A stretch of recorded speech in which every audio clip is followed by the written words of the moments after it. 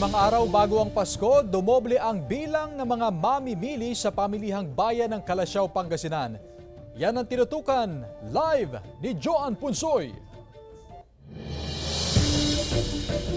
Joan? Chris, ramdam na nga ang Christmas rush sa mga pamilihan at shopping centers ilang araw bago ang Pasko. Kapansin-pansin ang dami ng mamimili na nagtutungo sa pamilihang bayan ng Calasiao, Pangasinan ilang araw bago ang Pasko. Dumoble ng araw ang bilang kasabay ng pagtaas ng demand sa mga ibinibentang produkto. Yung mga bisita po na dumadayo po sa atin, yung mga bakasyonista po, sila yung mga karamihan na bumibili. Wala naman daw problema pagdating sa supply. Medyo mura-mura pa ng konti. Pagdating ng Pasko, mahal na. Kagaya mahal na pero nagbigay ng discount si ate.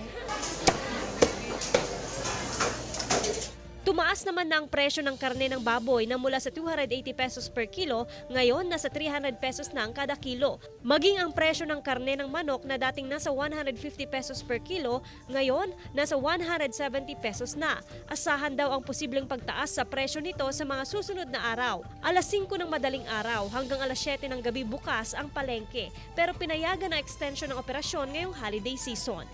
Pagbigyan natin ng ating mga vendors, ang ating mga mamimili na mag-extend ng kahit isang oras para sa ganun ay mabili nila ng kahit late na yung mga kailangan nila para sa holiday season na kanilang ihahanda.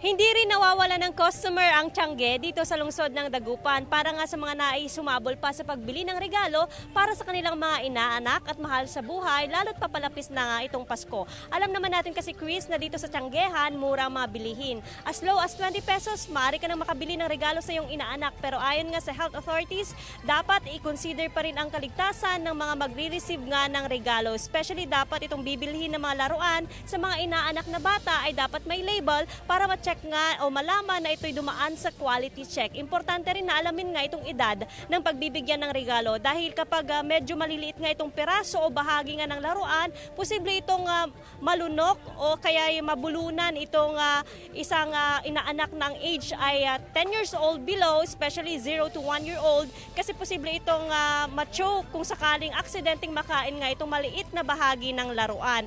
And syempre sa mga naghahabol pa rin na bumili ng regalo dito sa may Tiangge sa lungsod ng Dagupan, 24 hours ito na bukas para sa mga mamimili at magtatagal nga itong operasyon ng Tiangge hanggang sa susunod na buwan, January 2024. Chris? Maraming salamat, Joan Punsoy.